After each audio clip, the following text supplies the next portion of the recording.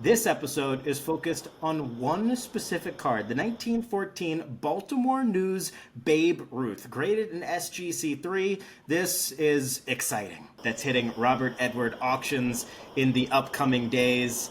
Uh, let's just dive into it, Brian. We have what could end up being the most expensive sports card and sports memorabilia item ever. It is the Babe Ruth card. Why don't you dive into a little bit of the origin story, how it ended up in your guys' auction, and why the ordinary fan of sports and collector has to know that this is happening right now. Yeah, without a doubt. So, 1914, a lot of people don't realize Babe Ruth got his start as a member of the Baltimore Orioles. So, when you think Babe Ruth, obviously you think New York Yankees. If you're a little bit more sophisticated, you might think Boston Red Sox. But as a 19-year-old, he got his start on the streets of Baltimore, playing for the Orioles of the International League.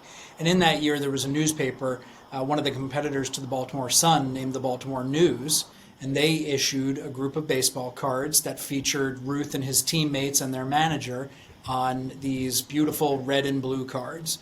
Ruth, as we are offering, got one of Oh, you each. have it with you! Look at No good that! interview is complete without the card. So Ruth shows up here as a 19-year-old in this red version. And to date, 109 years later, they've only discovered 10 of them. So think about one of the greatest players of all time only having 10 examples of this true rookie card.